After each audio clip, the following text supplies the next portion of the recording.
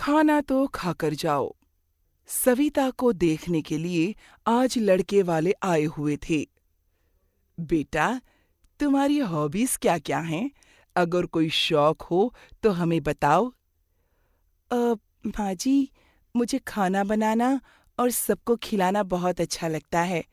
मेरा बस एक ही शौक है, सबको अपने हाथों से पकाकर खाना खिलाना। अरे वाह बेटा, ये तो बहुत अच्छी बात है। अब बहू को खाना पकाकर खिलाने का शौक हो, इससे अच्छी बात और क्या हो सकती है भला। और एक राज की बात बताऊं तुम्हें, मेरा बेटा साहिल भी खाने का बहुत शौकीन है। इसे कहते हैं राम मिलाए जोड़ी। एक को खाना खाने का शौक है और एक को पकाने का। हाँ जी बहन जी, बिल्कुल ठीक कहा आपने। अगर आपकी तसल्ली हो गई हो तो क्या अब हम लोग रिश्ता पक्का समझें? लो जी, अब इसमें पूछने वाली क्या बात है। मैंने कहा ना, इनकी राम मिलाई जोड़ी है और जिसकी जोड़ी राम ने मिला दी उसमें हम हस्तक्षेप करने वाले होते कौन है भला? बताइए तो। बहू को खाना बनाने का शौक है, इस बात से पुष्पा इतनी खुश हो गई थी कि इसके आगे उसने कुछ भी जानने समझने की कोशिश नहीं की और झटपट अपने बेटे साहिल का रिश्ता सविता के साथ कर दिया। शादी के बाद, मम्मी जी, आज मेरी पहली रसोई है। अब घर में तो सिर्फ 4 ही लोग हैं। 4 लोगों के लिए तो खाना बनाने में मुझे मज़ा भी नहीं आएगा। आप ऐसा करिए ना, आप पड़ोस से अपनी सहेलियों और चाचा चाची को भी खाने पर इनवाइट कर लीजिए। मैं सबके लिए स्पेशल खाना बनाऊंगी। अरे, साक्षात अन्नपूर्णा आई है हमारे घर में तो। मेरी रसोई को छूकर इसने सीता की रसोई बना दिया। पता है बहू, मेरी माँ कहा करती थी, जो औरत खुशी खुशी प्रेम से सबके लिए खाना पकाती है, उनके घर धन धान्य की कभी कमी नहीं होती। तभी तो बहू को साक्षात लक्ष्मी और माँ अन्नपूर्णा का दर्जा दिया जाता है। ठीक है, मैं सबको खाने पर बुला लेती हूँ, तो खाना बनाने की तैयारी कर ले बहू। सास पुष्पा बहू को खाना बनाने के लिए कहकर चली जाती है और अपनी सहेली कुसुम और देवरानी को भोजन पर आमंत्रित कर लेती है। कुछ देर बाद, जीजी, ऐसे कितने पकवान बना दिए बहू ने, जो यहाँ पर डोंगों की लाइन लगी हुई है। अरे भाई, लाखों में एक बहू रानी है हमारी। तू ही देख ले, खानदान में जितनी बहू आई है, मेहमान के आने की खबर सुनकर सबको ही सांप सूंघ जाता है। किसी और की बात क्या करें, तू तो खुद मेहमानों को देखकर मुंह छिपाए घूमती थी। अरे खाना तो क्या, एक कप चाय भी बनाना हो तो तुझे पहाड़ चढ़ने जैसा मुश्किल काम लगता था। अरे बस बस जीजी, आप तो गड़े मुर्दे उखाड़ने लग जाती हैं। अब बस बातें करके ही पेट भरेंगी या कुछ खाना भी परोसेंगी? सविता बहू, जाओ बेटा, सब मेहमान आ गए हैं, खाना लगा दो। सविता आकर मेहमानों के लिए खाना लगाने लगती है। तरह तरह के पकवानों से सजी थाली को देखकर मेहमानों की तो आंखें खुली रह गई।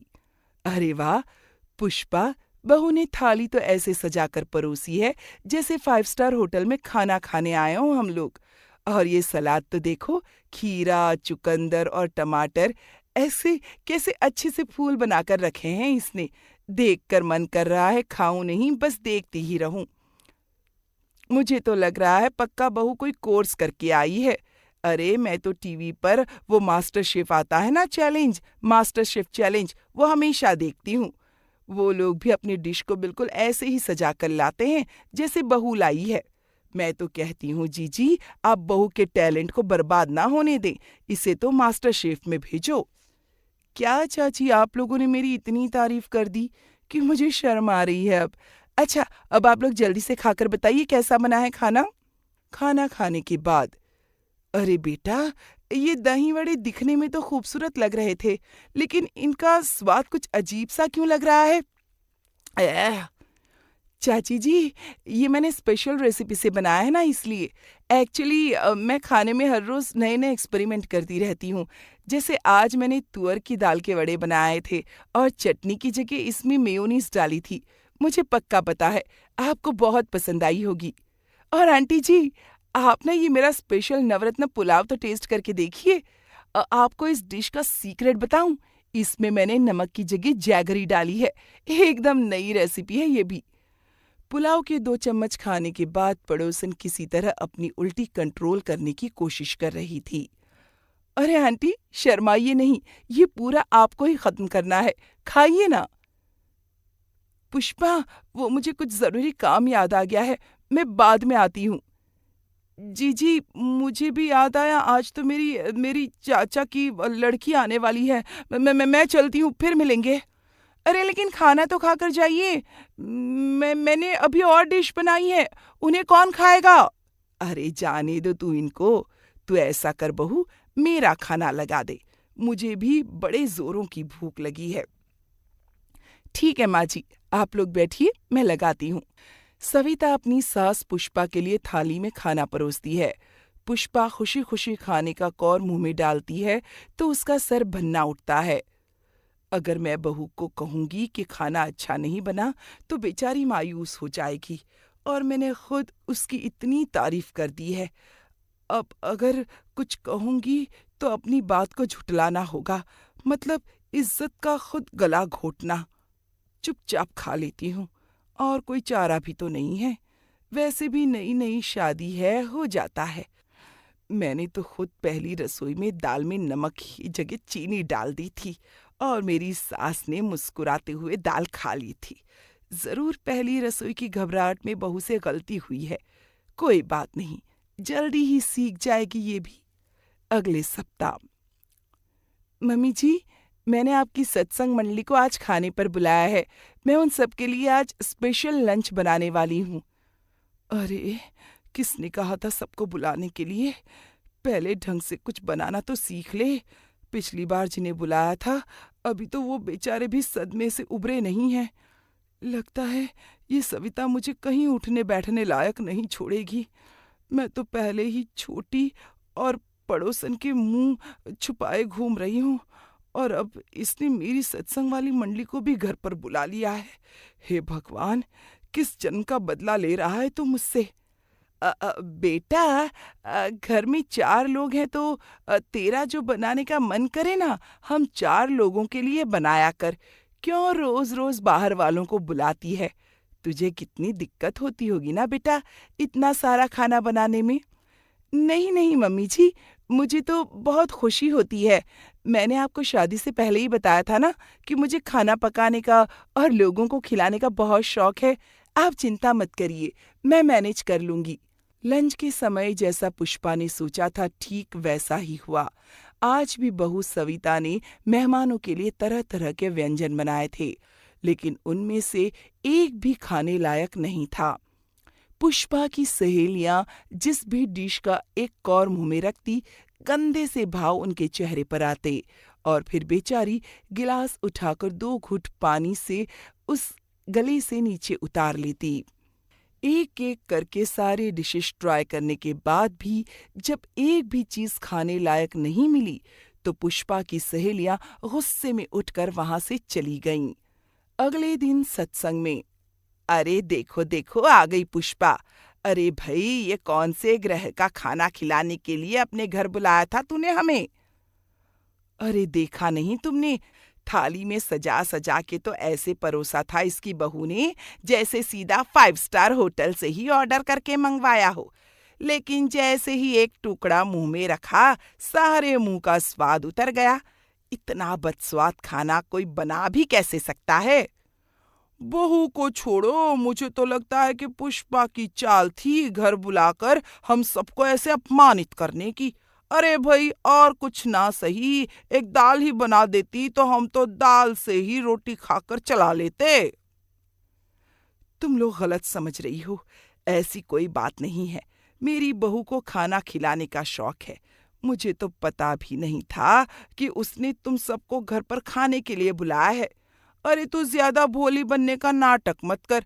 और मैं तो बता रही हूँ, कल जो इतनी बेइज्जती की ना अपने घर पर बुलाकर, उसके बाद अगर ये सत्संग में आएगी तो मैं तो सत्संग में आने वाली नहीं हूँ। देख पुष्पा, सब लोग तुझसे बहुत नाराज है। फिलहाल जब तक सबकी नाराजगी दूर नहीं हो जाती, तू सत्संग मंडली में न आया करे तो अच्छा होगा। सहेलियों की बात सुनकर बेचारी पुष्पा अपना मुंह लेकर घर लौट आती है। अभी इसी बात को बीते चंद ही दिन हुए थे कि सविता का जन्मदिन आ जाता है। जन्मदिन की बहुत बहुत शुभकामनाएं Savita. Thank you so much sir. आप लोग आइए ना, आज शाम को डिनर हमारे साथ ही करिए, मुझे बहुत अच्छा लगेगा। Are you sure? मेरा मतलब कि आज आपका पहला जन्मदिन है साहिल के साथ, आप लोग स्पेशल तरीके से मनाना चाहेंगे? मैं फिर किसी दिन डिनर के लिए आ जाता हूँ। अरे नहीं नहीं सर, ऐसी कोई बात नहीं है, आप आइए ना, मुझे बहुत खुशी होगी। सविता के बार बार कहने पर शाम के समय बॉस अपनी पत्नी को लेकर साहिल और सविता के यहाँ डिनर के लिए पहुंच जाते हैं। क्योंकि आज सविता का जन्मदिन भी था, इसलिए साहिल के बॉस ने एक महंगा तोहफा भी खरीद लिया था। कुछ देर तक बातें करने के बाद Savita special dinner dining table पर सर्व कर देती है। वाओ साहिल, इम्प्रेसिव, लकी हो तुम। अरे भाई, मेहमान का पेट तो खाने की प्लेट देकर ही भर जाए, इतनी अच्छी गार्निशिंग। तुम तो किसी 5 स्टार में ट्राई क्यों नहीं करती शेफ के लिए? काश कि आप बस प्लेट देखकर ही लौट जाते तो मेरी इज्जत का कबाड़ा होने से तो बच जाता सर। बॉस और उनकी वाइफ 2-3 चम्मच खाना खाते हैं और उसके बाद बहाना बनाकर जल्दी से वहां से निकल जाते हैं। कुछ देर बाद बॉस का फोन साहिल के पास आता है। साहिल, मैंने सोचा था इस बार तुम्हें प्रमोट करके मैनेजर बना दूंगा, लेकिन जैसा खाना खिलाकर तुमने आज हमारी मेहमान नवाजी की है ना, तुम्हें प्रमोशन तो क्या, डिमोशन दूंगा मैं। तुम ऑफिस में मिलो मुझसे। I am really sorry sir, आपकी इंसल्ट कराने का मेरा कोई इरादा नहीं था। ये लास्ट वार्निंग है तुम्हारे लिए। अगर आज के बाद तुमने अपनी वाइफ के हाथ की बनी चाय भी मुझे पिलाई तो तुम्हारा डिमोशन नहीं, सीधा टर्मिनेशन होगा, समझ लेना। ओ माय गॉड, मेरे मुंह का तो सारा स्वाद ही खराब हो गया था। बॉस से झाड़ खाने के बाद साहिल गुस्से में सविता के पास आता है। देखो सविता, मैं तुम्हारे आगे हाथ जोड़ता हूँ। तुम्हारे हाथ का खाना खाकर सब रिश्तेदार तो चले ही गए हैं।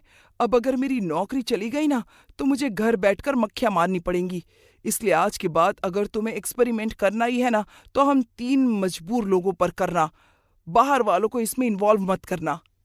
पति की बातों का भला सविता पर क्या असर पड़ने वाला था? वो तो अभी भी अपनी ही धुन में थी।